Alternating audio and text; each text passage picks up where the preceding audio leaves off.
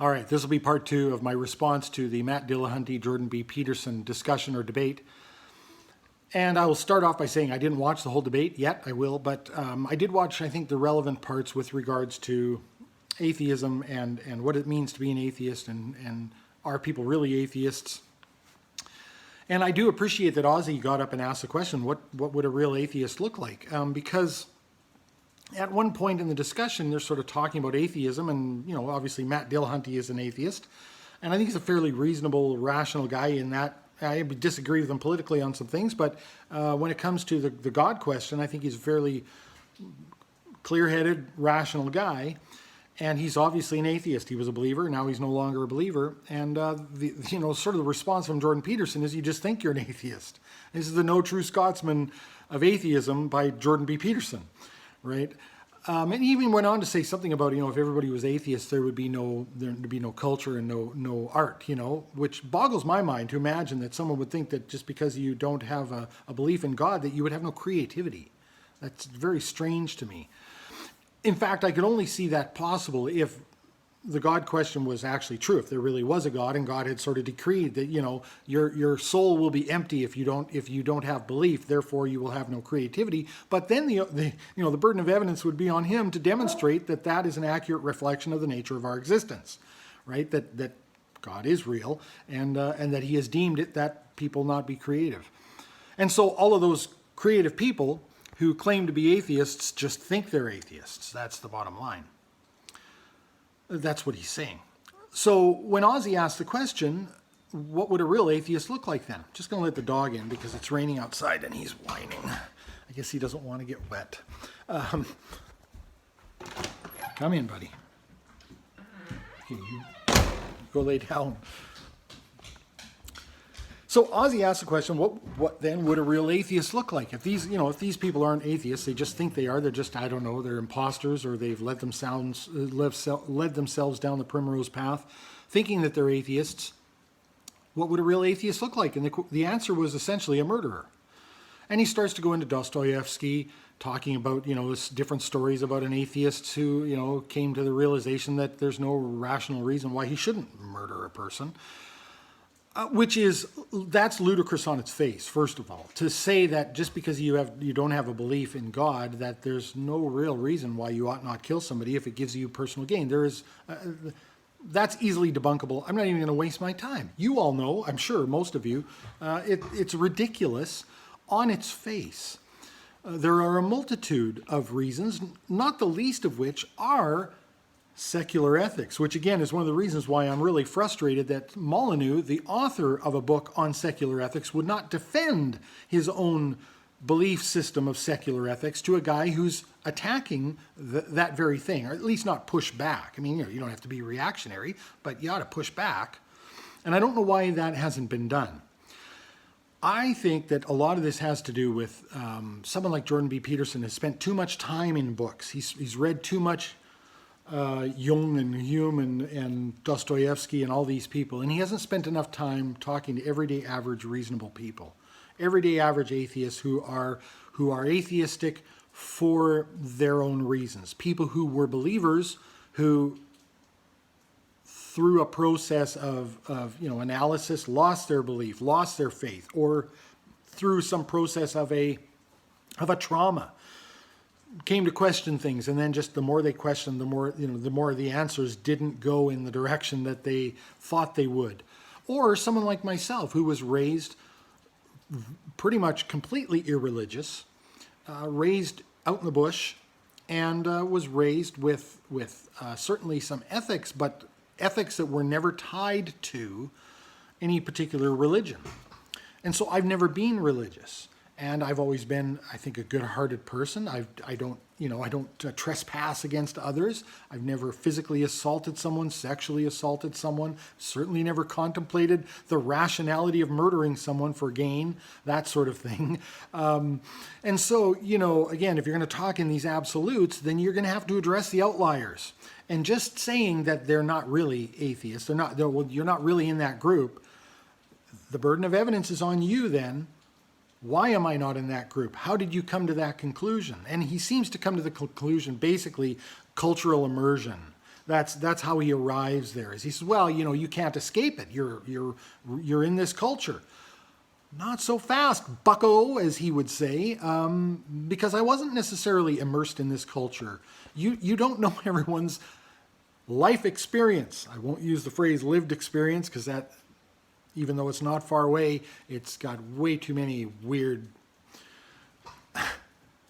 sensibilities attached to that. But you would have to know someone's life experience. I even made a video once. It was a multi-part video. I never released it, where I went up into the area where I was mostly raised.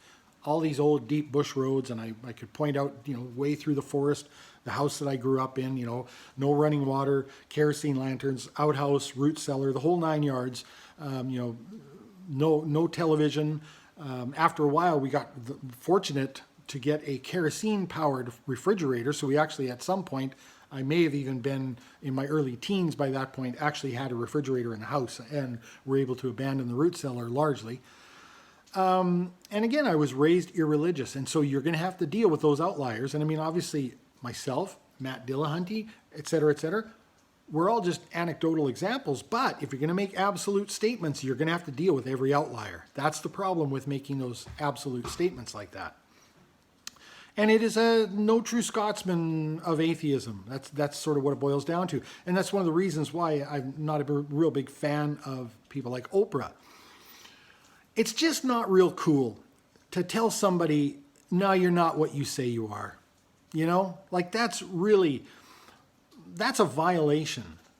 Especially, it'd be one thing if you were having some kind of an adversarial discussion with somebody where you're attacking one another, and you're attacking one another foundationally and fundamentally, and that's part of the row, right? But, this is sort of, this is a guy who people would, generally consider to be on a little more of the conservative side of the fence. So people who are more conservative leaning would tend to side with him. And here's a guy who would claim to be about rational discourse. And when you're on, when you're supposed to be involved in friendly, rational discourse, it's just real fucking uncool to tell somebody that they're not what they claim to be. And if you're going to do that, the burden of evidence is on you to demonstrate that.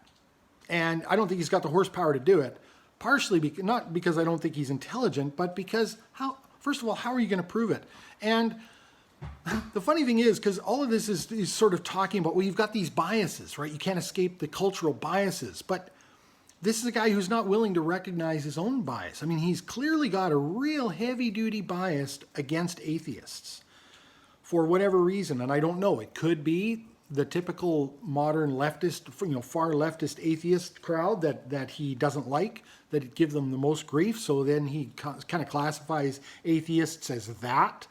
Or he's still struggling internally, maybe with his own beliefs, and he doesn't really know what he believes.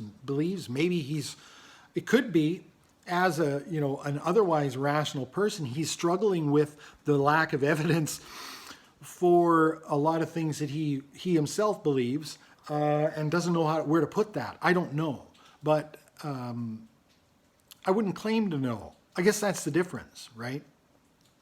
And watching Oprah as well one time, she talked about, well, so you're not really an atheist. You just see things, this God differently or something. No, don't speak for me. Jeez, how can we have a reasonable discussion? How can we have a rational conversation and get anywhere if you're not going to allow me, respect my pronouns is one thing, but at some point you've got to take people at face value. And if you can see a flaw there and you think you can disprove it, by all means, but you better come packing heat, evidence, right? And it's just a weak argument. The other thing that he does too is he'll package things up by saying something like, it's such a highly complex question that this is just the answer. What? How the fuck do you get away with that? He does it a lot, actually. Too, when people ask him, do you believe in God? Very straightforward question. The question is so complicated it would take me, hours and hours to explain. Bullshit. You don't want to explain, which is fine. Say that instead. It's a little more honest. Anyway, I'm really hopeful that Sam Harris is going to hold his feet to the fire, much in the way Matt Dillahunty did. I really appreciate that Matt Dillahunty did that. It needs to happen more, though, because what you can't do is you can't escape people like Matt Dillahunty and Sam Harris when it comes to this idea that atheists can't be virtuous. I mean, Matt Dillahunty made an excellent point, and it's sort of something I alluded to just a minute ago, and that is, I expect to be sitting here with Ray Comfort or someone like that defending my atheism. In other words, you would say, well, Ray, you say atheists can't be good, but I don't do this and I don't do that. And you can ask me all your little questions that Ray Comfort likes to ask people. Have you ever stolen? Have you ever lied? Do you ever, look at a woman with lust in your heart? Whatever. But you can make the case, I think, to Ray Comfort that you haven't transgressed any way, in a severe manner. And you might even be able to make the case to Ray Comfort that you're actually a morally better, more virtuous person than he is, at which point he would say, well, you're not really an atheist anyway. Everyone believes, right? This is a very frustrating thing for atheists to go through is this idea that we all know in our heart that God exists, but we choose to, right? We choose to deny it. I can't remember the term specifically. And so you would expect to be doing that with one of those people. What you don't expect is to be doing that with someone like Jordan Peterson. You don't expect to be having that, no, I really am. I really don't believe, you jerk, bucko. You don't expect to be doing that with someone like that. And I think that was a very good point. Someone who would otherwise claim to be involved in rational discourse and, a calm exposition of the facts and reason. And so, intelligent people have blind spots. We all do. And that's why discourse is so important. Of course, this is why I watch many people who I disagree with. I know a lot of you don't like Stefan Molyneux. I spend a lot of time yelling at the computer when I'm watching a Stefan Molyneux video. But like all the other videos that I watch, including people who I disagree with entirely, even watch Young Turks, hate watch sometimes, I pick up things. Whether it's that they're a broken clock and they're right a couple times a day, or I learn in the inverse, right? I learn the opposite of what the point is that they're trying to make. It becomes apparent that the opposite is actually true, and that's positive, and I go and research that or whatever. So, Jordan Peterson is an intelligent guy, but he's got blind spots, and I think it's important for all of us to point out one another's blind spots, especially when we can provide evidence to the contrary and help someone see the error of their ways. It helps us all, and it's never a bad thing to help someone sharpen their pencil. So, looking forward to Sam Harris and Jordan Peterson. Hold his feet to the fire, Sam. Please. To everyone else, I appreciate your watching this far through if you have, and I welcome your comments below. I'll try to answer to any of them that I can. As you all know, I'm busy, but I try, and I try to at least give a thumbs up and let you know that I'm watching, reading. If you see a thumbs up from me on your comment, you'll know that I've at least read it. And I generally thumb them all up. So it doesn't necessarily mean I agree with everything you said there, but typically if I thumb up a comment that I disagree with, I will put my critique below so that you know. But I appreciate all the comments as long as they're constructive, even if they're in disagreement. Thanks everyone for watching. Happy Canada Day. Bye for now.